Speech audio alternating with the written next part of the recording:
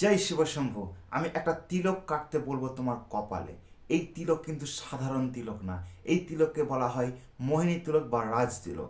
এই তিলক যারা টেনে থাকে কপালে তাদের জীবনে কিন্তু কোনো কিছুর অভাব থাকে না। এই তিলক কাউকে আকর্ষণ করার কাজে দেয়।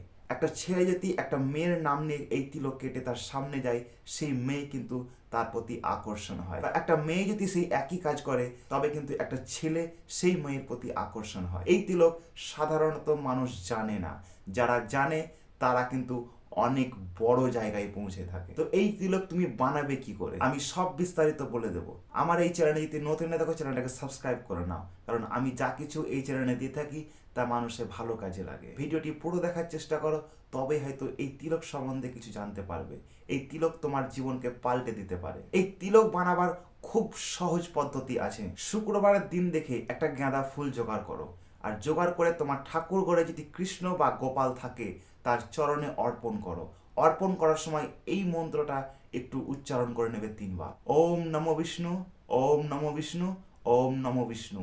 এই মন্ত্রটা 3 বার উচ্চারণ করার পর তুমি কিন্তু সেই কৃষ্ণের বা গোপালের চরণে অর্পণ করবে।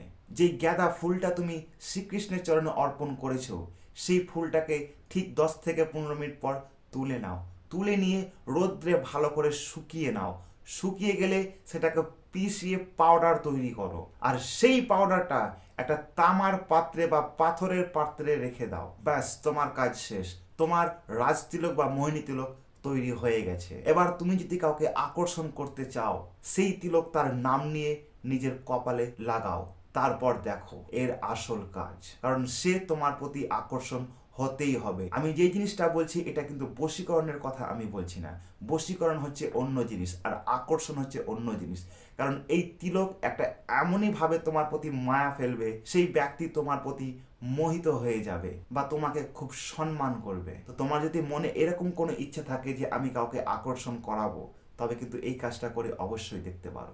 দেখা হচ্ছে পরের ভিডিওতে। জয় শিবশম্ভু।